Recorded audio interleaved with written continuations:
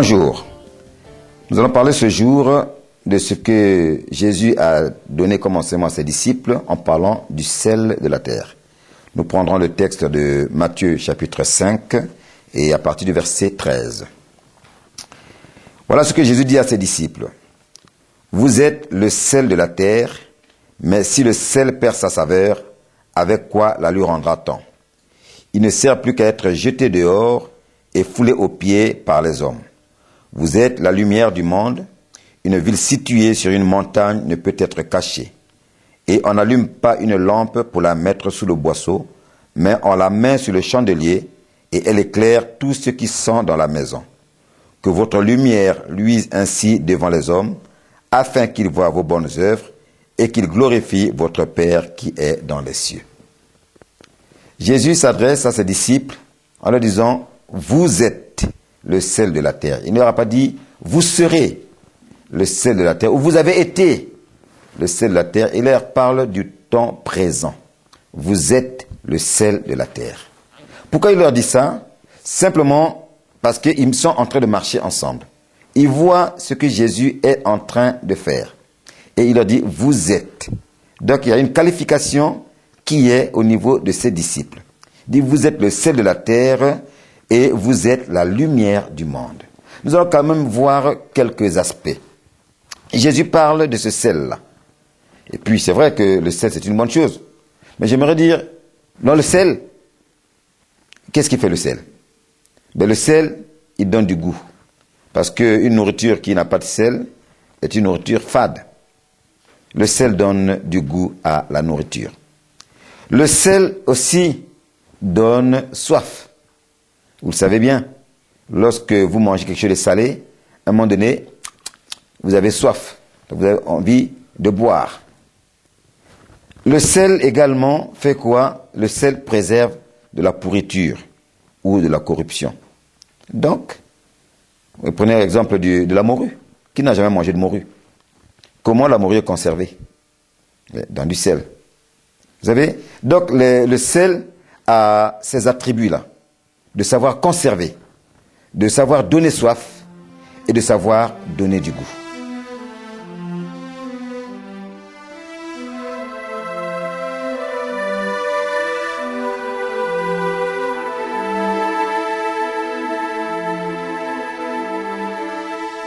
Le sel a donc ses attributs de savoir donner du goût, de savoir donner soif et de savoir préserver de la pourriture, conserver. Et si Jésus a pu dire cela à ses disciples, il disait que ses disciples doivent avoir ces capacités-là, ces qualités en chacun. C'est-à-dire de savoir donner du goût.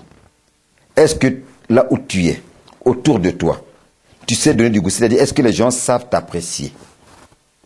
Voilà l'attribut du sel, savoir donner du goût. Il est important que les gens puissent t'apprécier dans ton milieu. Le sel donne soif, donne envie de boire, donne envie que... Est-ce que quand les gens viennent vers toi, t'écoutent, te voient vivre, est-ce qu'ils ont envie de suivre ton exemple? Est-ce qu'ils ont envie de fréquenter les gens que tu fréquentes? Est-ce qu'ils ont même envie de fréquenter l'église que tu fréquentes? Est-ce qu'ils ont envie de venir dans ta maison? Le sel donne soif. Le sel préserve de la pourriture. Le sel, c'est garder. Est-ce que ce qui t'a été confié, tu sais garder cela? Ou bien ce qui t'a été dit dans la maison, tu t'en vas le publier sur la place publique ou sur tous les toits? Toi qui es disciple de Jésus, toi qui es sel de la terre, comment est-ce que tu te comportes? Et il est allé plus loin en disant, vous êtes la lumière du monde. Alors nous allons voir quelques aspects aussi de la lumière. La lumière fait quoi? La lumière éclaire. C'est ce que Jésus a dit. Et on ne la met pas sous le boisseau, on la pose sur le chandelier ou sur la table pour que ça puisse éclairer tout le monde. Est-ce que tu peux éclairer tout le monde? Et quelque chose, si vous observez dans la nature, souvent la nuit, là où il y a la lumière, beaucoup d'insectes viennent, sont attirés par la lumière. Et quand ces insectes viennent attirés par la lumière, font quoi? Ils s'agglutinent sur ce point lumineux. Au point où, à un moment donné, le point lumineux, à cause du nombre des insectes, devient sombre. Ça n'éclaire plus autant. Mais ce point lumineux reste toujours. Et cette chaleur fait qu'à un moment donné, ceux qui étaient là, les insectes qui s'étaient agglutinés, tombent. Et entraînent également d'autres insectes. Et cette lumière continue à nouveau à resplendir. Donc, est-ce que toi, tu es à même d'attirer à toi des hommes et des femmes qui t'entourent, des hommes et des femmes qui te connaissent, puisque tu es la lumière du monde. Tu dois être là pour éclairer. Est-ce que les conseils que tu donnes sont des conseils pour pouvoir éclairer? Est-ce que les conseils que tu donnes sont des conseils de sagesse?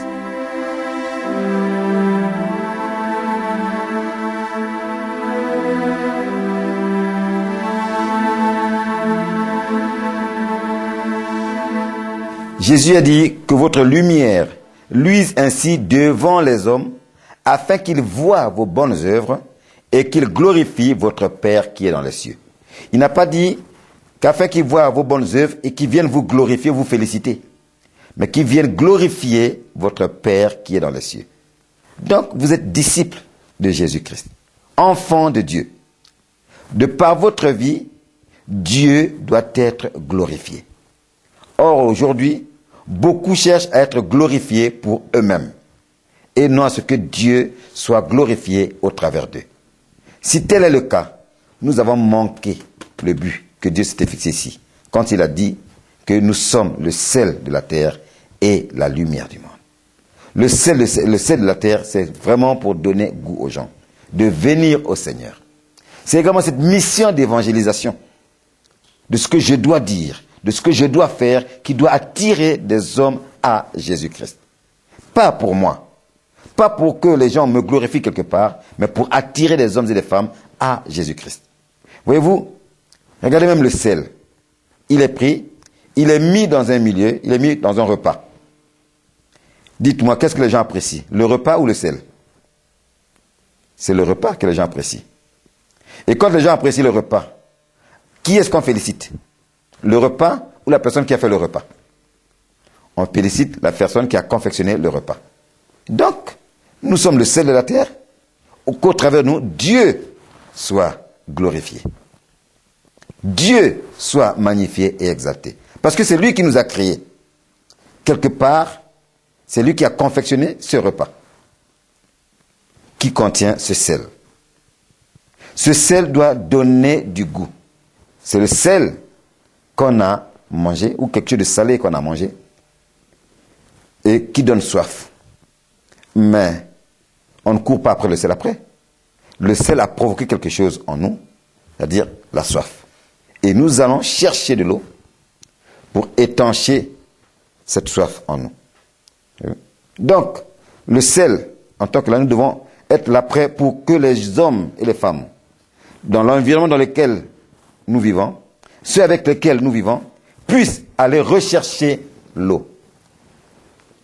L'eau qui est symbole aussi de la vie. Or, Jésus-Christ est le chemin, la vérité et la vie. L'eau aussi, symbole du Saint-Esprit. Recherchons l'Esprit de Dieu. Donc nous sommes là pour amener les gens à se tourner vers le Seigneur, à rechercher le Seigneur, à ce que le Seigneur vienne habiter dans leur vie, puisque les personnes sont allées prendre de l'eau pour mettre de l'eau dans leur corps, une fois qu'ils ont goûté au sel. Donc quand les gens nous ont goûté, il faut que Jésus vienne habiter dans leur cœur.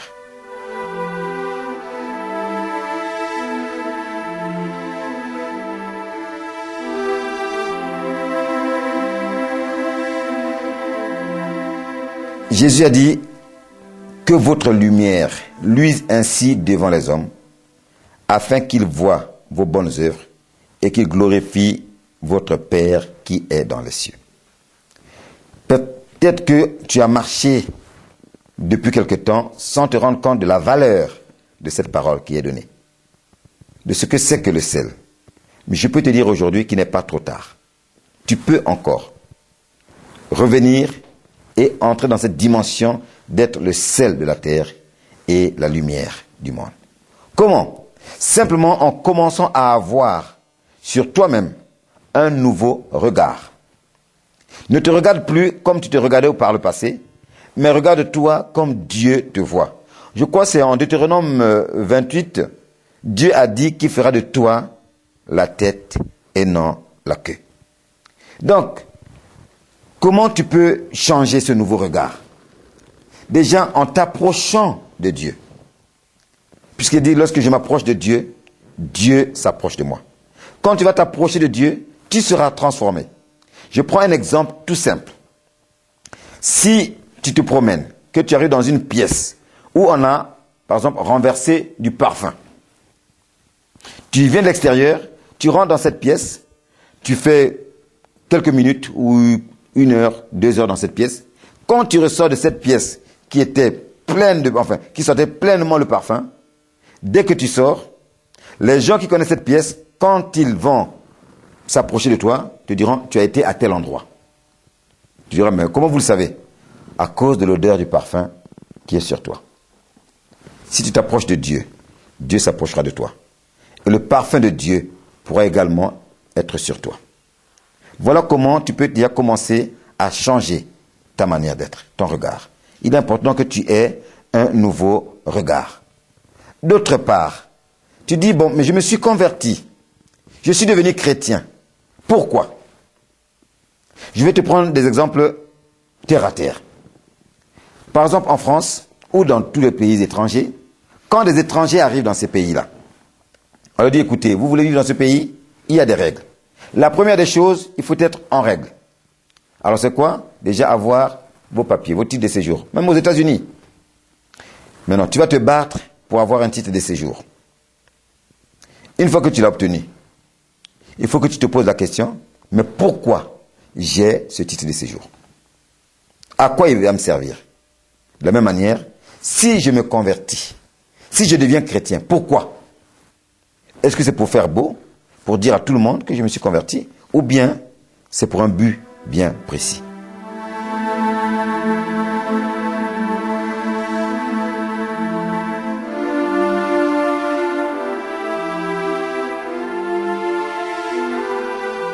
Donc, pose-toi la question, pour quel but tu as, par exemple, un titre de séjour, une carte d'identité, une carte de travail.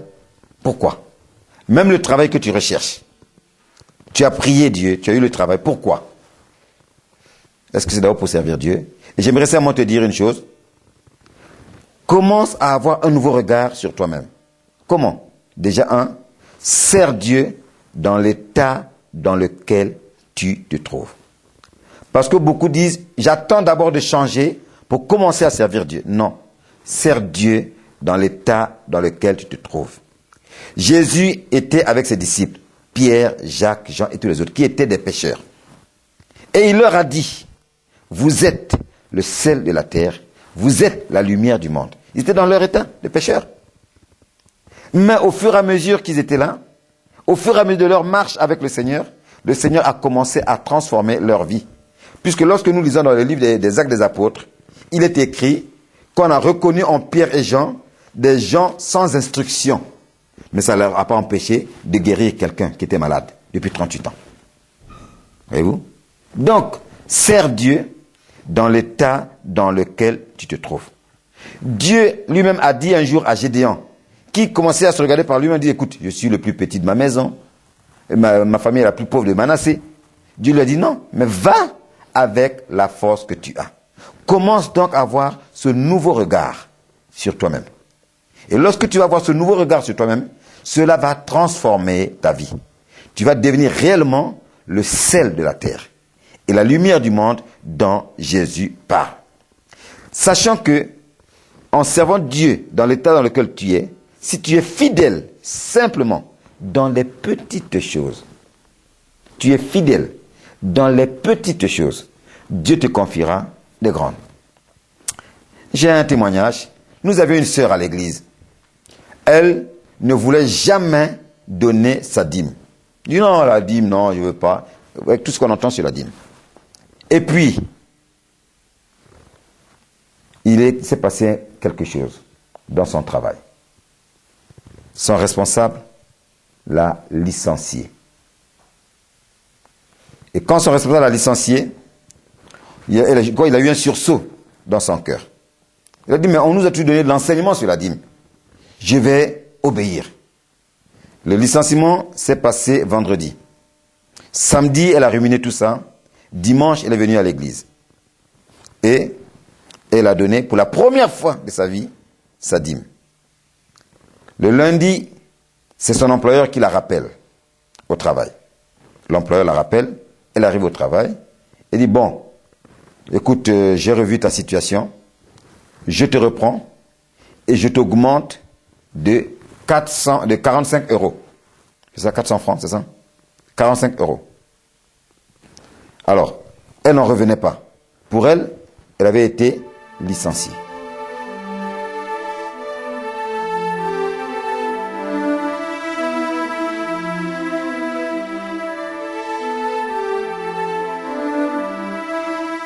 Elle a été étonnée de ce que son employeur, qui l'avait licencié la semaine d'avant, la rappelle le lundi matin pour qu'elle vienne reprendre le travail.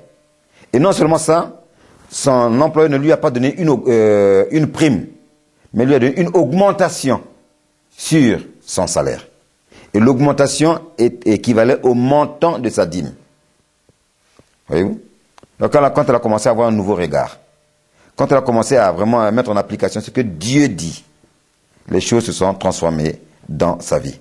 Ce que j'aimerais simplement dire, c'est que nul n'est venu dans ce monde pour accompagner les autres.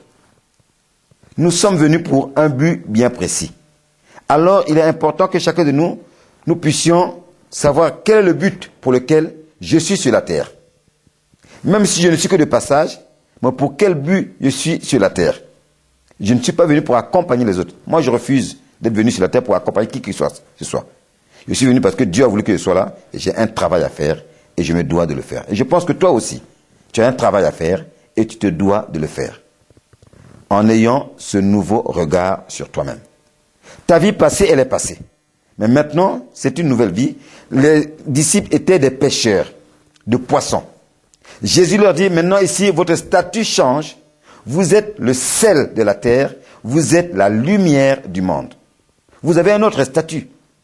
Et sache que maintenant, ton statut change. Quand tu t'approches de Dieu, ton statut doit changer. C'est important. Dimanche encore, nous avions un frère qui était à l'église, qui s'est mis à dire simplement une chose, dit, je ne connaissais pas le Seigneur quand je suis arrivé en France. Je suis arrivé en France en 92, je ne connaissais pas le Seigneur. De 92 à 96, j'ai vécu dans des situations, je ne connaissais pas le Seigneur. Mais, quand j'ai connu Dieu en 96, ma vie a complètement changé. Aujourd'hui, ce que je vis, c'est grâce au Seigneur et j'ai pris la résolution de partout où je vais, de témoigner.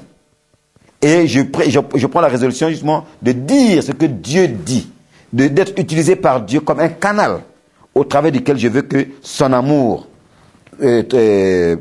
passe pour toucher d'autres personnes. Tu peux être ce sel de la terre. Tu peux avoir ce nouveau regard sur toi.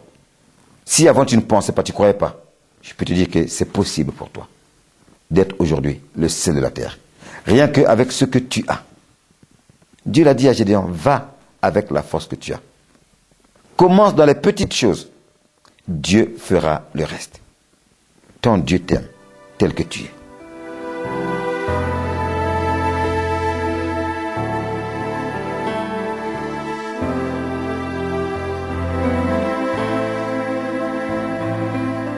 Le désir de Dieu pour toi, c'est que tu rentres dans la dimension de 3 Jean 2. C'est quoi la dimension de 3 Jean 2? Ben, nous allons le voir ensemble. Que dit 3 Jean 2? 3 Jean 2 dit ceci, « Bien-aimé, je souhaite que tu prospères à tous égards et que tu sois en bonne santé, comme prospère l'état de ton âme. » Bien-aimé, je souhaite que tu prospères à tous égards au niveau environnemental et que tu sois en bonne santé, niveau physique, comme prospère l'état de ton âme au niveau spirituel. Donc Dieu veut que dans ces 3 dimensions-là, tu puisses être bien. que dans ces 3 dimensions, tu sois à l'aise, que tu sois en bonne santé, que ton âme ait la paix, et que autour de toi, tu puisses avoir, tu vives vraiment, peut-être pas dans, je dirais, l'opulence, mais que tu aies véritablement ce dont tu as besoin. Bien-aimé, je souhaite que tu prospères à tous égards et que tu sois en bonne santé, comme prospère l'état de ton âme. C'est là le désir de Dieu pour toi. Et pour que tu puisses entrer dans cette dimension, tu dois d'abord savoir ce que Dieu pense de toi et accepter ce que Dieu dit que tu es. Pas ce que les hommes peuvent dire que tu es. Pourquoi? Parce que les hommes aujourd'hui peuvent t'applaudir et demain te gifler. On va prendre un exemple encore de la parole de Dieu. Tu te rappelles, il y a 2 événements majeurs dans la parole de Dieu.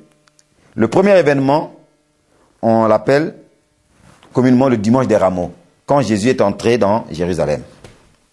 Quand Jésus est entré dans Jérusalem, qu'est-ce qui s'est passé? Toute la foule s'est levée, a commencé à crier « Hosanna au fils de David, béni soit celui qui vient ». Les gens ont pris leurs vêtements, mais on l'a mis par terre. Jésus, assis sur un ânon, a marché dessus. 8 jours après, les mêmes personnes, devant Pilate, ont dit quoi? Crucifie-le, crucifie-le. Les mêmes qui ont crié, hein, il y a quelques jours en arrière, béni soit celui qui vient au nom du Seigneur. Les mêmes crient encore, crucifie-le. Donc l'homme peut te dire beaucoup de choses. Aujourd'hui, te donner une tape dans le dos, te féliciter et demain t'écraser. Mais je vais te dire une chose. Qu'est-ce que Dieu dit de toi? Qu'est-ce que Dieu pense de toi? C'est le plus important. Considère ce que Dieu pense de toi. La deuxième des choses, crois ce que Dieu dit que tu es. Crois ce que Dieu dit que tu es. Pas ce que les hommes vont dire que tu es. Voilà. Troisièmement, vis et marche selon ce que Dieu te dit toujours.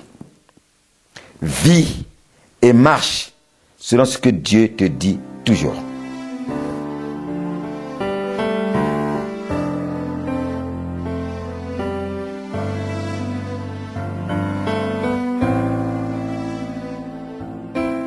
La 4e chose, c'est d'accepter ce que Dieu dit de toi.